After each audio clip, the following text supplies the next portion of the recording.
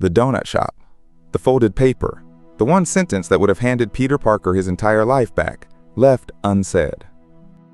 Everyone remembers the spell that made the world forget Spider-Man, but almost nobody clocks why he keeps it that way when the fix is standing right in front of him, mid-laugh, behind the counter of a donut shop. Jon Watts closed his trilogy in 2021 with a 93% on Rotten Tomatoes and hid its real ending inside that silence.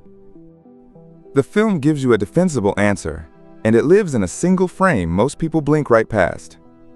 So why doesn't Peter tell MJ and Ned the truth?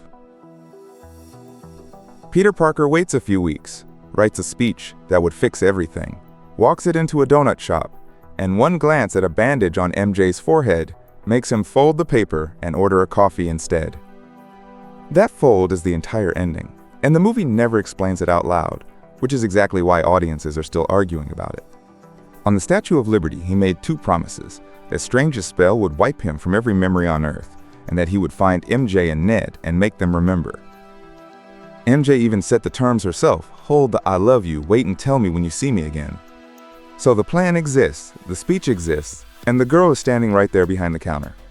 He breaks the promise on purpose, to her face, while she rings him up like a stranger. The question is why, and the answer changes what this whole trilogy was actually about. Before you can judge the donut shop, you need the exact terms of the spell, because they are harsher than most people remember. Strange's second casting does not just hide Spider-Man's identity, it erases Peter Parker. Every person on the planet forgets the boy ever existed. That includes Strange himself, Happy, and the two people Peter fought a war to protect. The whole disaster started because Peter could not accept exactly this outcome. He kept interrupting the first spell to carve out exceptions for MJ, Ned, May, even Happy, and cracked the multiverse doing it. Then May paid for his mercy, mortally wounded by the Green Goblin, and she spent her final minutes insisting he did the right thing by trying to help those men. Her last words hand him the line the other two Peters later confirm as universal law: with great power, there must also come great responsibility. By the time the sky tears open, Peter volunteers to be forgotten, which is the same trade he refused at the start of the film. Those are the facts on the table when he walks into that shop: a promise to reverse the loss, and a fresh education in what keeping people close actually costs.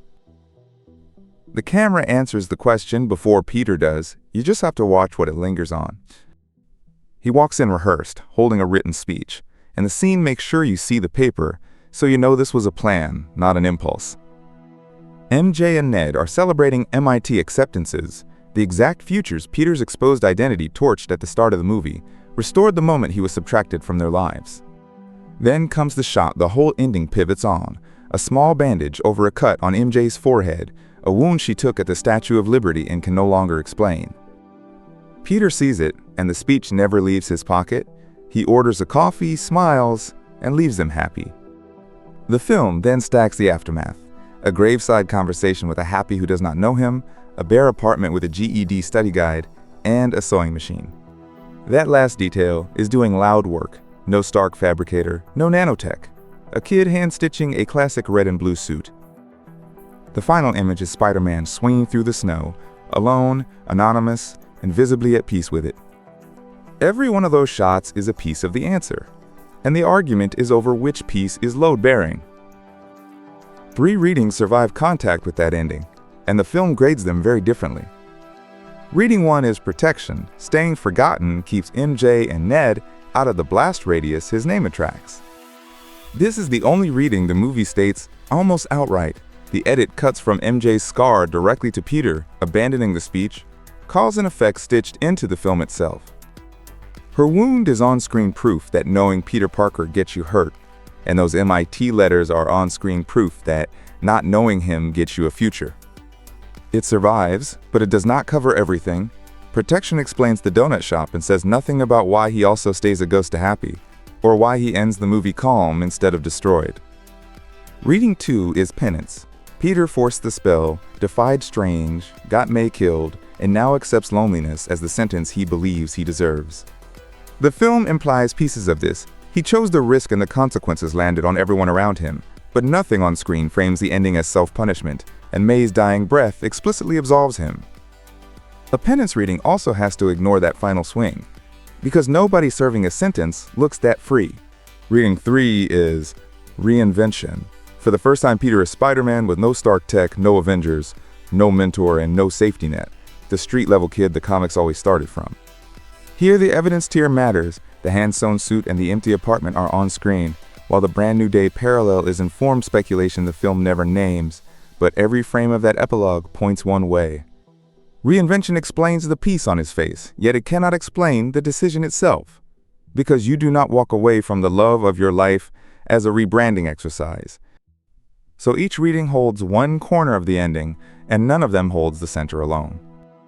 The verdict is protection, but protection transformed by May's lesson into something colder and more adult. Responsibility means paying the cost yourself instead of billing the people you love. His greatest responsibility, as the film's final minutes frame it, is keeping the people he loves out of the morgue. Rewind the trilogy and the shape is obvious. This is a kid who spent 3 movies refusing to lose anything, and the first spell collapsed precisely because he demanded exceptions. The donut shop is the same test with the same stakes, and this time he lets the loss stand. Telling MJ the truth would have been for him, her memory restored, his loneliness cured, and her name back on a target list within the week. Walking out is for her, which is why the movie scores it like a victory instead of a tragedy.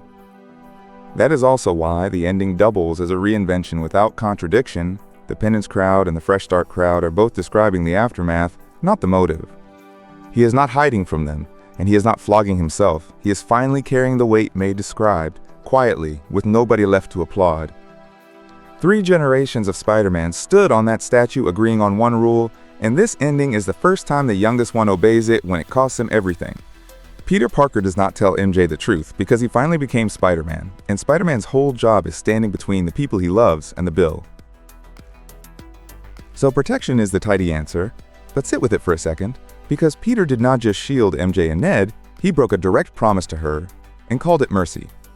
She made him swear to find her and explain everything, and the one moment she cannot argue back is the moment he decides her vote no longer counts. That is either the most grown-up thing Peter Parker has ever done, or the same old Stark brand arrogance of choosing for other people, just stitched into a homemade suit. The film points at the scar on her forehead and calls it proof, but a scar is what MJ has instead of a say. So you make the call. Did Peter save his friends, or did he just find a noble excuse to grieve alone, and would you have walked back into that shop? The comments are open. Make sure to subscribe and turn on notifications so you never miss a new movie breakdown every single week. Drop your reading in the comments. Which version of the ending convinced you?